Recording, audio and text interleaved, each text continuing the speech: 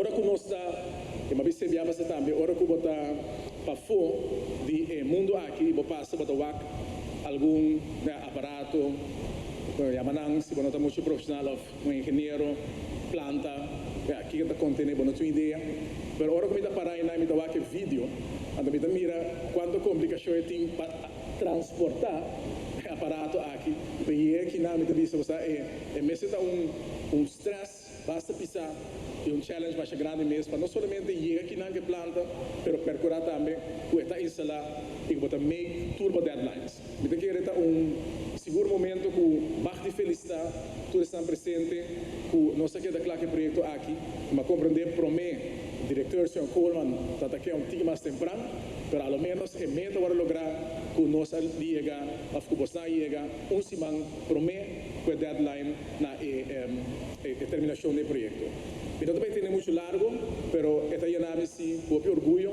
para mirar. Tudo você presente aí e tudo gente com mais chance para saludar o humano. Tudo está mostrando mesmo contente e estão a ponto de orgulhoso com aí o projeto que está claro e que significa não menos trabalho. So, quando nós estamos agora, é mais trabalho, se vai trabalhar mais começar, mas em todo caso, nós voltamos a passo importante de garantia de seguridad de energia no nosso país. Me tem que recordar para trás em web, porque nós estamos preocupados mais com outra coisa que passa na isla, para algo que vamos deliver para o que passa na isla.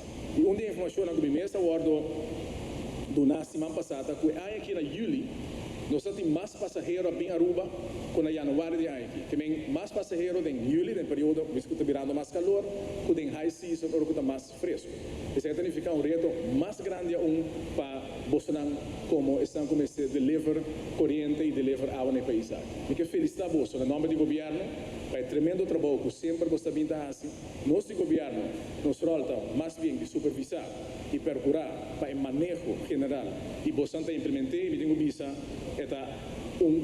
orgulho. Nós mais de orgulhoso de time que nós temos que experto na conhecem, tem o board of directors, tem a direção, riba field, nós está fazendo tremendo trabalho. De maneira que o diretor de vacina visa hoje é challenge. Se por você falar que também come, tem diferentes caminhos no mundo, de momento aqui. E o país não necessariamente mais chiquito que nós, hasta mais grande que nós, que não por cumprir com a necessidade energética, a motivo de talvez nossa planificação é bom que nós subisse aqui na Sila assim. Também me quero pedir você não presente round of applause para você mesmo, para você direção e para todos que estão contribuindo para o projeto.